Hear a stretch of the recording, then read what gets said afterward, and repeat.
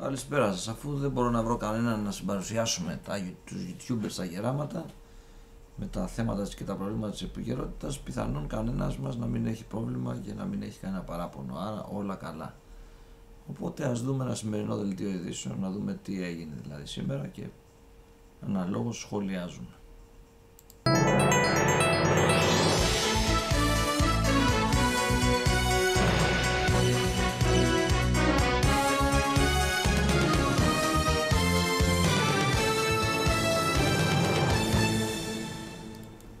Χαίρετε κυρίες και κύριοι, είναι το μεσημβρινό δελτίο ειδήσεων του Σταρ και να ξεκινήσουμε με τη σύγκρουση κορυφής που λαμβάνει η χώρα σήμερα στη Βουλή, όπου ο Πρωθυπουργός απάντησε σε ερώτηση του Αλέξη Τσίπρα για τις διατάξεις του ποινικού κώδικα που προβλέπουν όριο 18 μηνών για τη δέσμευση λογαριασμών, όπως ισχύει και για την προφυλάκηση υπόπτων. Απάντησε όμως και σε ερώτηση της Φόβης Γεννηματά για το μεταναστευτικό, στέλνοντας μήνυμα αυστηροποίησης της κυβερνητικής πολιτικής έναντι όσων δεν δικαιούνται άσυλο. Εάν εσείς θέλετε να μετατρέψετε τη χώρα σε ένα απέραντο δικαστήριο για το χθες, εγώ προτιμώ να τη μετατρέψω σε ένα απέραντο εργοτάξιο για το αύριο. Αυτή λοιπόν είναι μια μεγάλη διαφορά μας.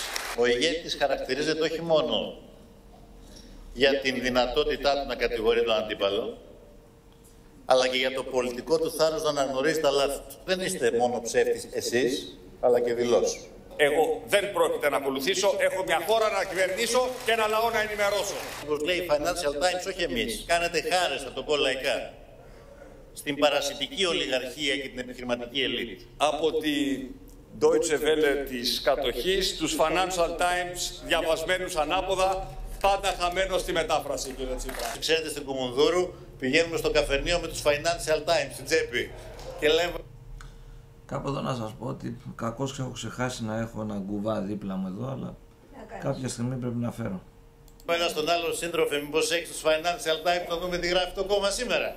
Σοβαρευτείτε. Η μετοπική σύγκρουση του Πρωθυπουργού με τον πρόεδρο του ΣΥΡΙΖΑ έγινε με φόντο τη ρύθμιση του ποινικού κώδικα που προβλέπει ότι η δέσμευση λογαριασμών για ελεγχόμενες υποθέσεις θα έχει το πολύ 18μηνη διάρκεια, όσο είναι και το όριο της προφυλάκησης. Είστε και θεσμικά αδιάβαστος και πολιτικά επιπόλαιος. Πάλι αδιάβαστος, κύριε Τσίπρα. Πάλι αδιάβαστος. Σήμερα σας πιάσαμε για άλλη μια φορά, όπως λέει ο λαός μας, με τη γίδα στην πλάτη. Να παραβιάζετε τον νόμο και την τάξη για τους μεγάλους και τους ισχυρούς. Για αυτούς που εγώ σήμερα θα ονομάσω μπαχαλάκιδες με κουστούμια και με γραβάτες που κλέβουν το δημόσιο χρήμα και περνάνε ζωή χαρισάμενη στο εξωτερικό της υγείας των κορόιδων. Κοιτάξτε, εμείς... Ένα μισό λεπτάκι δηλαδή. Ο Τσίπρας τι έκανε, ας πούμε, για αυτούς τώρα που καταγγέλει για τον άλλον. Τι γίνεται εδώ, ρε παιδί, τι έχω χάσει επεισόδια, ήμουνα σε άλλη χώρα. Δεν θέλουμε ούτε παχαλάκιδες λευκών κολάρων, ούτε παχαλάκιδες και στα πανεπιστήμια όμως. Ο νόμος σε αυτή τη χώρα θα εφαρμόζεται για όλους. Είτε είναι δυνατοί είτε είναι αδύνατοι. Αν σας αρέσει. Προσέχετε λοιπόν τα λόγια σας όταν μιλάτε για λευκά κολάρα. Μπορεί ενίοτε να είναι και λερωμένα και γραβάτα να μην φοράνε. Ο Πρωθυπουργός, απαντώντας στην πρόεδρο του Κινάλ, έστειλε και μήνυμα για το μεταναστευτικό ότι η Ελλάδα δεν είναι ξέφραγο αμπέλι, τα σύνορα φυλάσσονται και όσοι δεν δικαιούνται άσυλο θα πηγαίνουν σε κλειστά προαναχωρησιακά κέντρα. Το μήνυμα το οποίο στέλνουμε είναι ξεκάθαρο. Ευπρόσδεκτοι στην Ελλάδα είναι αυτοί που επιλέγουμε εμείς να είναι ευπρόσδεκτοι στην Ελλάδα. Και αυτοί που δεν είναι ευπρόσδεκτοι στη χώρα μας θα επιστρέφουν πίσω. Εμείς θα φωνάσουμε για το προσφυγικό. Γιατί θεωρώ ότι έτσι βοηθάμε και εσάς, αλλά τελικά έτσι βοηθάμε τον τόπο μας. Εμείς λοιπόν δεν θα μείνουμε απλοί θεατές και συνένοχοι στην ολοκλήρωση αυτού του εγκλήματος σε βάρος της χώρας. Δηλαδή εμείς τώρα πρέπει να έχουμε αυτούς μέσα στη Βουλή να μας εκπροσωπούν και να τσακώνονται. Αυτό είναι αυτό που θέλουμε, δηλαδή αυτό ψηφίσατε εσείς όλοι. Πάμε παρακάτω. Το Συμβούλιο της Επικρατείας θα αποφασίσει οριστικά για τις περικοπές κύριων και επικουρικών συντάξεων, αλλά και δώρων και επιδομάτων. Ο Κωνσταντίνος Γιώργιος παρακολουθεί το θέμα. Κωνσταντίνε, καλό μεσημέρι.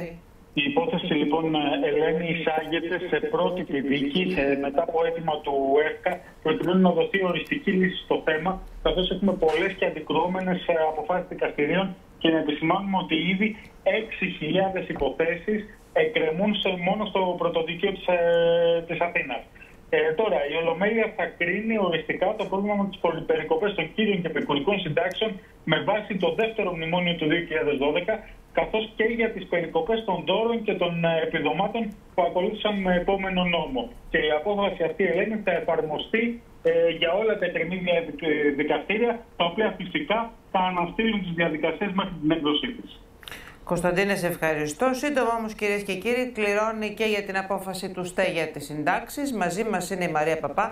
Μαρία, τι να περιμένουν οι συνταξιούχοι? Μέσα στις επόμενες εβδομάδες, Ελένη, θα οριστικοποιηθεί ο τρόπος που θα γίνει η καταβολή, δηλαδή πόσες αυξήσεις να περιμένουν οι συνταξιούχοι και σε πόσες δόσεις.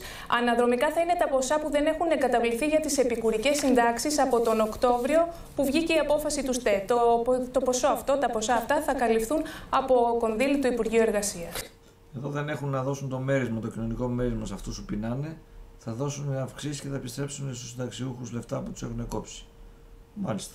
Να το δούμε και αυτό το έργο. Μάλιστα, να αλλάξουμε θέμα όμως, Μαρία, και να πάμε στα νέα επεισόδια που έγιναν το πρωί στο Οικονομικό Πανεπιστήμιο Αθηνών, όπου νεαροί προπηλέξαν ένα φοιτητή. Μετά το ξύλο, τους προπηλεκισμούς και τα μπουγελώματα που είχαμε τις προηγούμενες 2 ημέρες, σήμερα είχαμε νέα επεισόδια. Αντιεξουσιαστές έκαναν ντου στην ΑΣΟΕ και επιτέθηκαν σε φοιτητή, ο οποίος τελικά φυγαδεύτηκε από εργαζόμενους του Ιδρύματος, ενώ προκάλεσαν και ζημιές. 15 άτομα με σφυριά στα χέρια, κράνη και κοντάρια ανέβηκαν στην Βρετανία.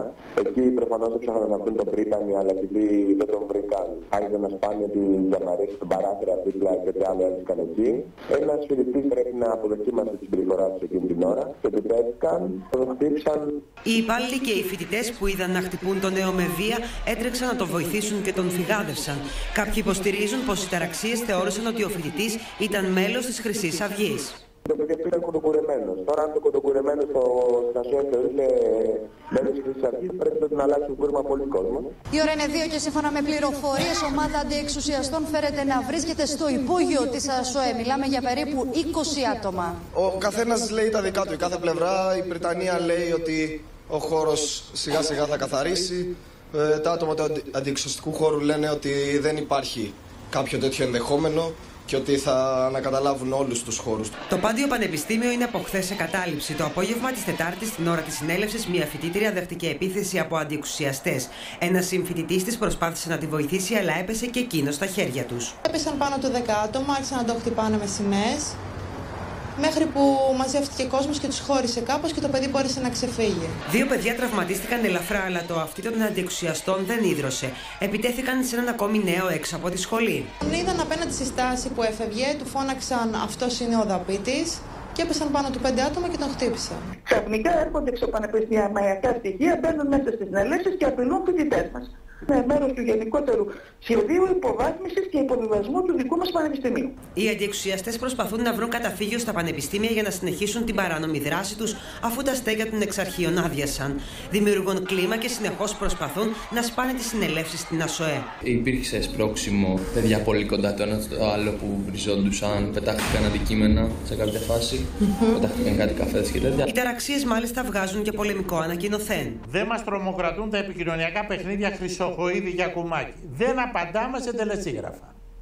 Δίνουν και παίρνουν τα σενάρια για τη διανομή του φετινού υπερπλεονάσματος. Πάμε στο Γιώργο Παππού που έχει όλο το ρεπορτάζ. Γιώργο, οι αποφάσεις αναμένονται στις αρχές του Δεκέμβρη. Ναι, έτσι φαίνεται. Περιμένουν να δουν στο Υπουργείο Οικονομικών και τα στοιχεία του Νοεμβρίου και κρατάνε πάρα πολύ χαμηλά τους τόνους. Πάμε να δούμε. Να μην περιμένουμε πολλά δηλαδή. Ναι. Μάλιστα. Για να μην απογοητευτούμε κιόλας. Λοιπόν, πάμε να δούμε τώρα τι ακριβώς συμβαίνει με τα διαθέσιμα. Έχουμε 2 κουμπαράδες. Ο ένας κουμπαράς είναι το υπερπλεόνασμα, που όπως φάνηκε χθες είναι 436 εκατομμύρια ευρώ. Ωστόσο, από αυτά θα κρατηθούν σίγουρα ως μαξιλάρι τουλάχιστον 200 εκατομμύρια ευρώ. Ο άλλος κουμπαράς είναι ή μάλλον ήταν το αποθεματικό που ήταν γύρω στα 380 εκατομμύρια το καλοκαίρι. Ωστόσο, από αυτά έχουν ήδη κρατηθεί για το επίδομα θέρμανσης, θα πληρωθούν τα χρέη στη ΔΕΗ, ενώ ήδη πληρώνονται και πληρώθηκαν νοσοκομεία, συγκοινωνίες, δικαστικές αποφάσεις. Αυτό σημαίνει ότι αυτός ο κουμπαράς έχει σχεδόν εξαντληθεί. Το διαθέσιμο λοιπόν μετά από αυτόν τον υπολογισμό είναι περίπου 200 εκατομμύρια, ίσως και λιγότερα. Ένα μικρό κομμάτι θα πάει στα νησιά που δέχονται τις προσφυγικές ροές και το βασικό σενάριο παραμένει η έκτακτη ενίσχυση σε πολύ ευάλωτα νοικοκυριά. Υπάρχει ένα σενάριο, εισήγησε από ό,τι φαίνεται, για κάποια εφάπαξ μείωση φόρου. Ωστόσο, πρέπει να σου πω ότι μιλώντας πριν από λίγο με υψηλόβαθμο στέλεχος του Υπουργείου Οικονομικών, κατάλαβα ότι αυτό δεν είναι το επικρατέστερο σενάριο για πολλούς και διάφορους λόγους. Θυμίζω ότι ο Πρωθυπουργός πριν από λίγες μέρες σε συνέντευξή του είχε πει ότι θα ενισχυθούν οι πραγματικά αδύναμοι και στο κρατήσουμε αυτό. Μάλιστα, Γιώργος Παππούς. Συνάντηση με. Άρα, από τους YouTubers στα γεράματα βλέπετε μάλλον τρίπιο κουβά να παίρνουμε. Πάμε να τα πούμε σε επόμενο βιντεάκι.